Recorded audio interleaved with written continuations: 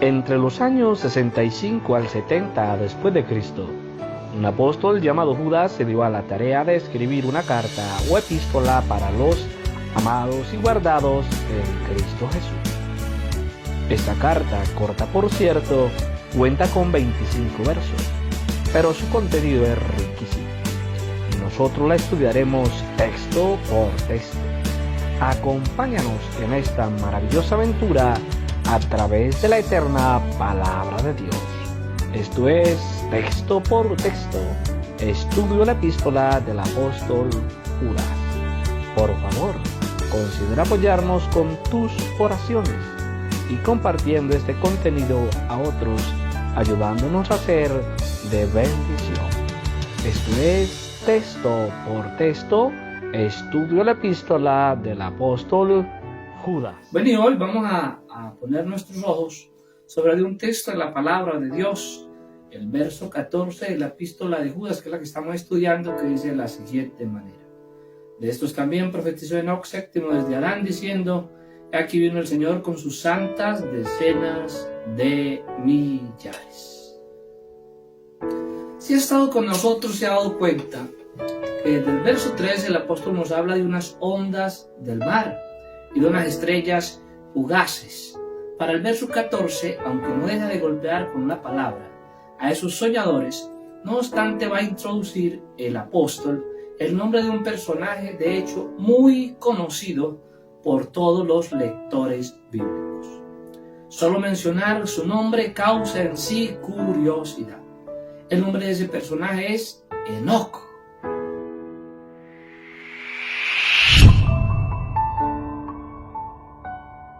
Sí, Enoc. La Biblia enseña que ese Enoc era séptimo desde Adán. De este Enoc se hace un total de 14 menciones en la eterna palabra de Dios. Y en esas menciones se nos da a entender que ese Enoc nació de la descendencia de Set, ese hijo que le nació a Adán en reemplazo de Abel, a quien diera muerte. Usted sabe cómo se llamaba, ¿cierto? Caín, ¿verdad que sí? Caín. La Biblia es clara en afirmar que la descendencia de este ser comenzó a llamarse del nombre de Jehová. En la Nueva Traducción Viviente, Génesis 4, verso 26, se lee de la siguiente manera: cuando Set creció, tuvo un hijo y lo llamó Enos. Fue en aquel tiempo que la gente por primera vez comenzó a adorar al Señor usando su nombre. De una forma curiosa, este nombre Enos tiene un significado un tanto curioso, diría yo. El significado de Enos es mortal, desesperado, olvidadizo, enfermo. Y me parece a mí que en este nombre se haya descrita la condición del hombre después de la caída allá en el huerto del Edén, o después de esa decisión que tomaran sus señores padres. La sociedad, la humanidad, el hombre en la actualidad es un hombre que está desesperado, es olvidadizo, es enfermo y sobre todo es mortal. Lo dice la cifra de más de 150,000 muertos al día, según algunas encuestas o consultas. Pero es a la vez la descripción de quienes necesitamos dar un paso adelante y decir: oiga, yo, ese mortal, ese desesperado, ese olvidadizo y enfermo, tiene una necesidad de adorar a quien lo creó. Pero tiene también otra implicación, y es que esa adoración le permite a ese Enos, a pesar de todo lo que significa su nombre, tener una relación con aquel que es todo lo opuesto a él. Tal vez porque la adoración es el reconocimiento de un ser caído de su gran necesidad de Dios, ya que esta no es más que el anhelo por lo eterno. Eso es la adoración.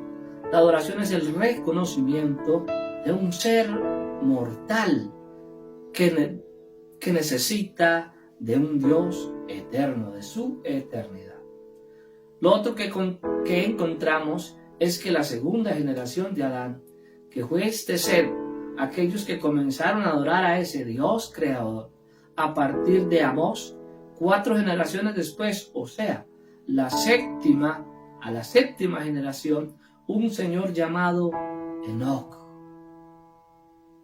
del cual se nos dice que profetizaba, o sea, un don del cielo habitaba dentro de él.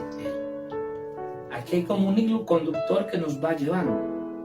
Esos que empezaron a adorar a Dios, esos que empezaron a usar su nombre para rendirle adoración a Dios, encontramos que 4 generaciones más tarde, uno de esos descendientes, de esos que adoraban o que adoraban a Dios, uno de ellos aparece con un don de profecía. Y ese don de profecía es algo que solamente lo ponen desde el cielo. Vuelvo y le leo, del cual se nos dice que profetizaba. O sea, un don del cielo habitaba dentro de él.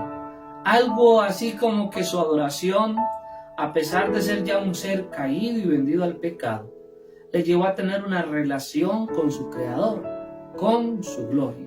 Y esa relación y el contacto con esa gloria fueron dejando en él algunas cosas propias de esa gloria.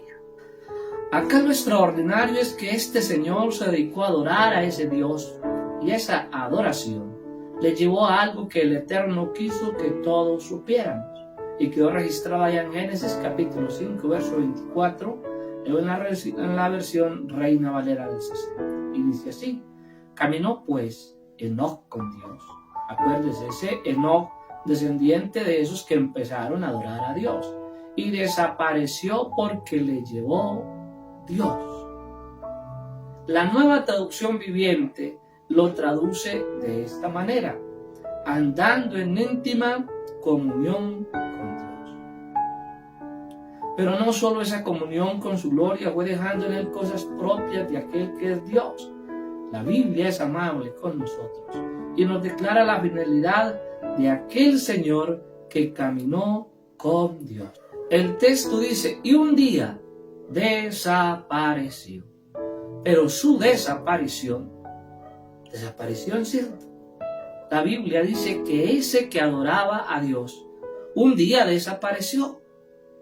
Y su desaparición no fue fruto de un accidente o algo fortuito. No, señor.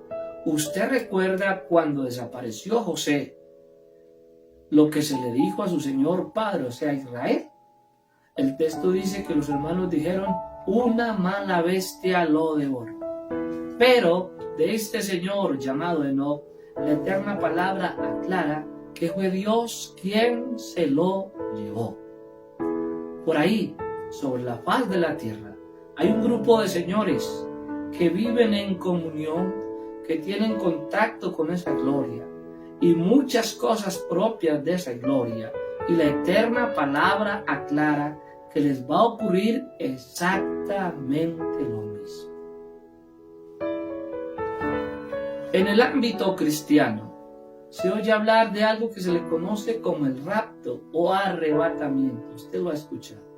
Esto suena más a una utopía que a algo real. Pero en la eterna palabra de Dios aparecen un promedio de 3 casos de hombres que han sido transpuestos o raptados hacia el mismo lugar en donde habita el Dios eterno. Los nombres son proporcionados por la palabra. En Génesis 5:24 habla de Enoc, del que estamos hablando. En 2 Reyes 2:10 habla de Elías. Y en Hechos 1:9 habla de Jesús. Enoc, Elías y Jesús, en épocas diferentes y distantes. Pero estos casos los registra la Biblia que se han dado. Gente de esos que viven en comunión. Enoc vivía en comunión, caminaba con Dios. Elías era profeta de Dios. 3 personajes, según la Biblia, han sido raptados, han sido tomados, han sido llevados a los mismos cielos. Incluso la Biblia nos enseña que Elías fue transpuesto en un carruaje de fuego. Y es justo el encargado de esos raptos, o sea, Dios, quien dijo que habrá un rapto multitudinario. Entonces ya sabemos que Él lo puede hacer. Si lo hizo con Enoc, si lo hizo con Elías, si lo hizo con Jesús, el cielo lo puede volver a hacer. Que ya lo ha hecho y que según la palabra profética lo va a volver a hacer. ¿Dónde aparece eso? Bueno, vaya a Tesalonicenses, la primera carta, capítulo 4, versos 16 y 17, se lo quiero leer. Dice de la siguiente manera, verso 16, porque el Señor mismo, con voz de mando, con voz de arcángel y con trompeta de Dios, descenderá del cielo. Y los muertos en Cristo resucitarán primero. Y luego nosotros, los que vivimos, los que hayamos quedado, seremos arrebatados juntamente con ellos en las nubes para recibir al Señor en el aire. Y así estaremos siempre con el Señor.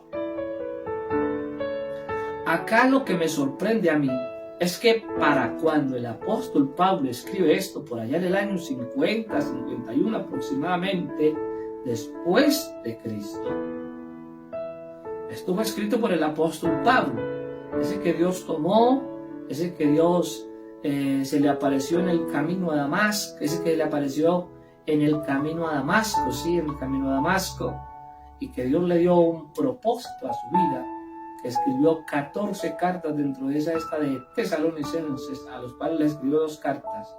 En el año 50-51 después de Cristo aproximadamente, lo que Pablo nos revela aquí es algo que hacía, escuchen, 3100 años antes había sido profetizado por un profeta llamado Enoc.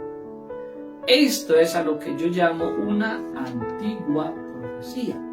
Según le fue revelado al apóstol Judas, la profecía era esta. Vea, Judas en el verso 14 nos habla lo que le fue revelado 3100 años antes de que Pablo escribiera su carta allá en Tesalonicenses. A Judas le fue revelado que Enoc ya lo sabía. Enoc dijo, he aquí vino el Señor. Pero sorpréndase, Enoc está hablando no de la primera, sino de la segunda venida de Cristo. Recuerde que Pablo escribió después de la primera venida de Cristo. Pablo es hallado por Cristo, era antes Saulo de Tarso, su vida es transformada por el poder del Evangelio, es constituido predicador a los gentiles. Este Pablo empieza a escribir después de que Jesús había ascendido al mismo cielo, pero a Enoc se le reveló algo que está aún más allá del entendimiento del apóstol Pablo. A Enoc ya se le había revelado lo que al apóstol Pablo ahora le están confirmando. Le están confirmando que hay una segunda venida de Jesucristo. Pablo puede confirmar esto. Digo yo que Dios se lo reveló a Pablo para que Pablo confirmara que la segunda venida de nuestro Señor Jesucristo es inminente, porque Pablo fue fruto de la primera venida de Jesucristo. Pablo fue fruto de ese sacrificio en el Calvario. Pablo fue fruto de esa resurrección. Pablo fue fruto de esa muerte expiatoria allá en el Calvario. Pablo fue fruto de la primera venida de Jesucristo. Pero Enoc habló o profetizó de la segunda venida de Cristo. Esto se deduce de las siguientes líneas de su profecía. Volvamos al verso 14 de Judas. Y aquí vino el Señor con sus santas decenas de millares.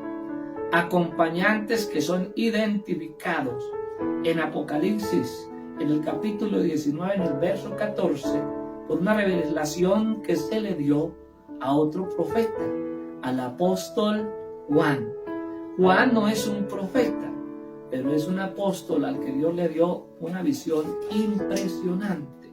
Y dice así en el verso 14 de Apocalipsis 19, y los ejércitos celestiales, vestidos de lino finísimo, blanco y limpio, le seguían en caballos blancos. ¿Y qué nos da esa seguridad? Bueno, ese Enoc que nos da una pista enorme. Esto aparece en el verso 15 de la epístola de Judas. Esto nos aclara que ese que viene con tan portentosa compañía viene a hacer juicio, y es Juan quien nos dice en su visión que ese que viene en caballo blanco seguido de sus ejércitos viene justamente a ello. Dice Apocalipsis 19:11, entonces vi el cielo abierto, he aquí un caballo blanco, y el que lo montaba se llamaba Fiel y Verdadero, y con justicia juzga y pelea. La primera venida de Jesucristo trajo salvación al hombre. Me trajo salvación a mí y trajo salvación para usted que escucha allá a lo lejos. La cruz del Calvario, de la cual habla la Biblia, de la cual habla la historia, da fe de que esa muerte expiatoria da salvación. El surgimiento de la iglesia en el año 33 después de Cristo, con esos 120 allá en el aposento alto, luego 3.000 después del primer discurso, luego 5.000 después del segundo discurso, y al día de hoy millones de personas hemos creído y seguirán creyendo en este bendito evangelio. Pero este verso 11 de Apocalipsis 19 no habla de una venida para salvación, sino que habla de alguien que viene en un caballo blanco, que viene venciendo y que viene con justicia, juzga y pelea. Viene a juzgar la tierra.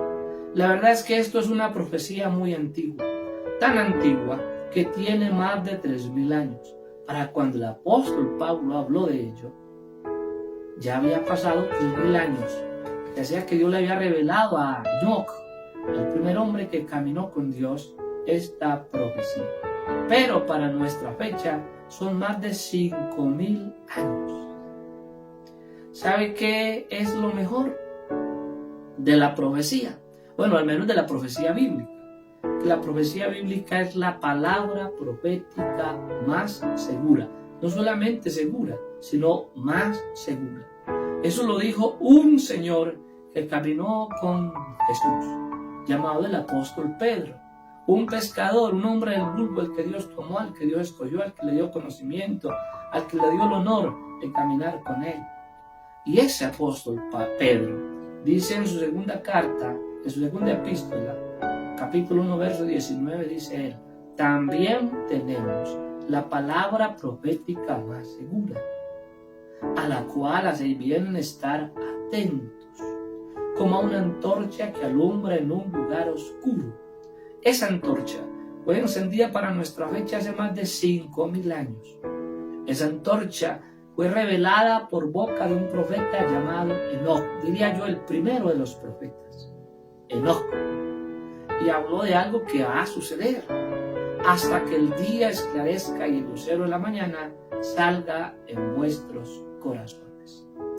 Y en especial está esta profecía, esta antorcha ha estado ya alumbrando a través de la historia de hombres desde la 7ª generación después de Adán. Haciendo un poco de memoria, tendríamos que decir que esto que dijo Enoc, lo dijo en la dispensación de la conciencia. Como si el texto nos quisiera decir que Dios siempre ha estado interesado en hablar al hombre, a su conciencia. Hoy, yo quiero recordarle a usted a través de este corto estudio de que hay una segunda venida del Señor Jesús, que su primera venida ya se dio, de lo cual dan fe todos los profetas, lo avisaron, lo proclamaron, lo anunciaron. Isaías es uno de los profetas que más habló de la segunda venida de Jesucristo. Y el apóstol Pedro, que habló de la profecía, caminó con Jesucristo. El apóstol Pablo fue rescatado por Jesucristo y fue dado un propósito a su vida, predicador a los gentiles. Enoc adoró y caminó con Dios y fue transpuesto, no sin antes dejar una palabra profética segura que hasta el día de hoy brilla como una antorcha. No la han podido apagar. La Biblia, que contiene la profecía de Dios, ha sido perseguida, ha sido quemada, han sido aserrados, muertos, quemados, empalados, y una cantidad de barbaries. Muchas a aquellos que han puesto sus ojos sobre esta maravillosa palabra de Dios, que es como una antorcha, todavía sigue alumbrando en lo más alto. No se ha apagado y no se va a apagar. Y esa antorcha sigue diciendo que pronto nos sucederá a un grupo de adoradores lo que le sucedió a Enoc, lo que le sucedió a Elías, lo que le sucedió a Jesús. Bendito el nombre del Señor Jesús. Hoy Dios habla a su conciencia. Amén. Y a nosotros en nuestra existencia. Bendito el nombre del Señor Jesucristo. A fin de generar conciencia en nosotros de su existencia e irrefutable verdad, la verdad de su palabra. Judas nos aclara diciendo que Enoc profetizó de unos señores a los que él llamó soñadores, de los que habló Judas y dijo que eran árboles muertos, fieras ondas del mar, estrellas fugaces y manchas en vuestros ágates. La verdad del apóstol tiene un propósito, y es de corregir con el martillo de la palabra lo defectuoso en su generación, lo defectuoso en su congregación.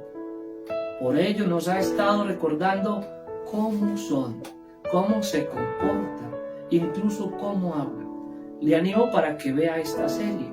Empezamos en el verso número 1 de Judas, texto por texto. Ahí la pueden encontrar, va en secuencia. Ya vamos en el verso 14. Yo noto un esfuerzo épico del apóstol por moldearnos. Después de todo, recordemos que él expresó su gran solicitud que tenía de escribirnos. Yo digo en esta noche, en esta hora, mientras grabo este contenido para el canal y para el programa Texto por Texto, gracias, apóstol Judas. Amén.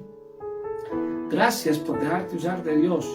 Gracias porque sin duda fuiste un adorador más, de esos a los que Dios le revela cosas, de esos de los que se van quedando con muchas de aquellas cosas que hay en el cielo, porque los que adoran tocan las puertas del cielo y lo del cielo se va quedando en ellos al punto que lo del cielo va apareciendo en ellos, como fue el caso de Enoc.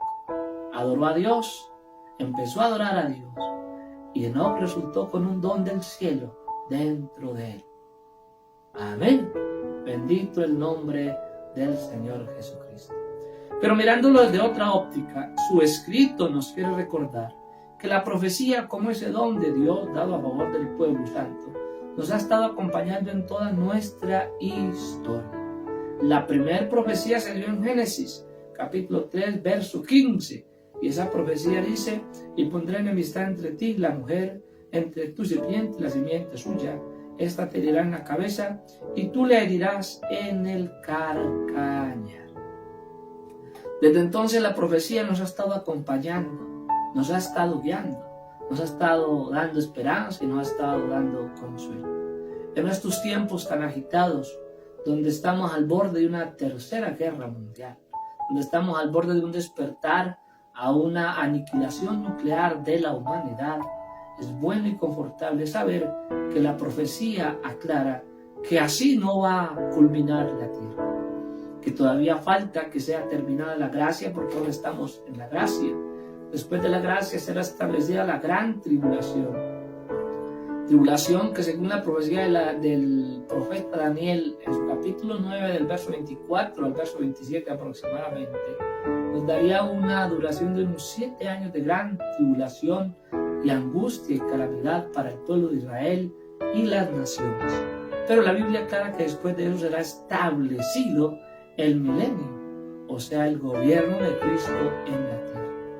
Después de ese milenio, unos 1000 años de paz, unos 10 siglos de completa paz, y de Cristo ser Señor de las naciones y de la iglesia juntamente a reinar con Cristo, bueno, aparecerá entonces nuevamente ese Satanás, ese engañador, ese que engaña a las naciones, las levantará y irán en guerra contra Dios. Y ahí en esa guerra, en ese Armagedón, el mismo Dios aniquilará por completo a sus enemigos y será establecido un cielo nuevo, una tierra nueva y cosas maravillosas. Da paz y tranquilidad esta profecía. Da paz y tranquilidad esta antorcha que alumbra en lugar oscuro hasta que el día es perfecto. Yo le animo para que ponga sus ojos sobre esta profecía. A la Iglesia de Cristo, a los hermanos que ven este contenido, que el Eterno los siga bendiciendo. Y ánimo, mi hermano, que por más revolcado, por más dificultades que tengamos, tenemos esta palabra profética que nos asegura que nuestro Salvador vendrá. Una antigua profecía es lo que hemos visto en el verso 14 del apóstol Judas. Continúe viendo entonces, visitando el canal del predicador y conectándose a esto que se llama texto por texto, que se pone demasiado de interesante. Bendiciones y hasta una próxima oportunidad.